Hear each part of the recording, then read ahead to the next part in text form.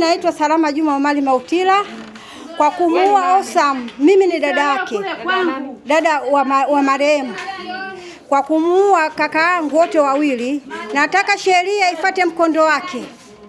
Sheria ifuate mkondo wake kwa sababu walikuwa hawana hatia aina yoyote na kuwafukia ambayo pasipokuwa kuhusika. Mimi nataka serikali ifuate mkondo wake, isimwachilie yule mtu na yeye kibidi ahukumiwa nyonge. Unaishi wapi wewe? Mimi naishi Mwananyamala Kisiwani. Unajua sababu iliyopelekea tukio hili? Mimi wala sijui sababu iliyotokewa. Mimi naishi Kigamboni. Nikapigiwa simu huku kuna Osam amechimba shimo kubwa.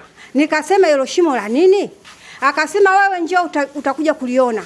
Mimi nikasema sawa nitakuja. Nimetoka Kigamboni saa 7 ya usiku mpaka huku nikafika saa 7 sijui na dakika 30.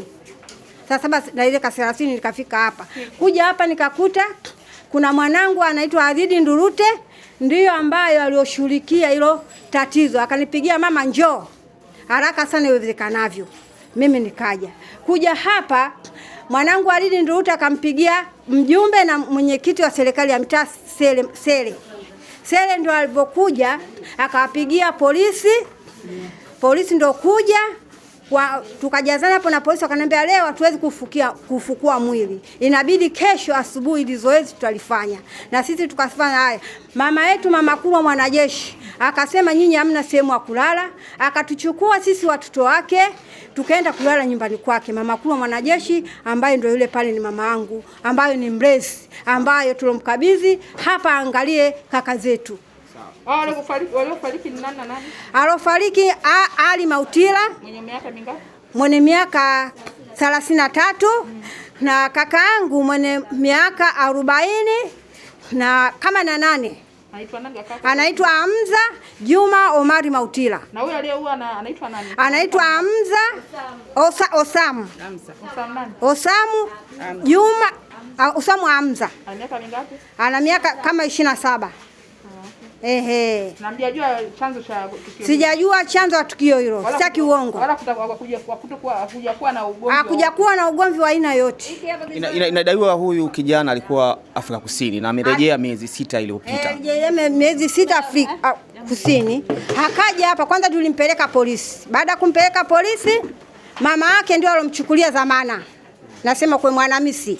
Ambaye anaishi wapi mama? Anaishi Chanika. Chanika amchukulia dhamana akatoka. Baada ya kutoka ndio akaanza fujo hili. Kwa nini mlipeleka polisi? Alikuwa wapangaji. Haelewani na baba yake alikuwa waelewani. Kisa nini?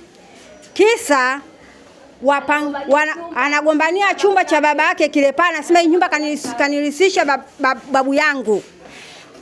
Babu yangu kati sisi tulikuwa tupo wanane katika ukoo wetu. Wenzetu wao ndio wametangulia mbele za haki. Na hii nyumba babu yake azamlisha yeye alikuwa Afrika Kusini na babu yake hajamzika.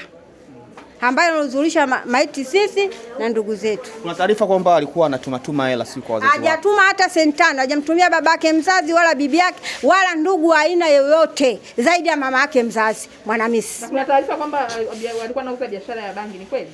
Alikuwa anauza biashara ya bangi, ni kweli? Sikataa. Akakasirika. Kutokea watu wa kutusaidia ripoti hapa ndani. Asante. Na baba yake labda hakuwahi kukupa au je tuwekee kitandani? Amekuwa hivi. Hajawahi kunipa malalamiko. Tukija hapa tunamkuta kichwa chake sio vizuri. Anafanya muangalie kama kule uani kajenga vibanda ambavyo visioeleweka pasipo kuwa na sababu. Utoto wake alikuwa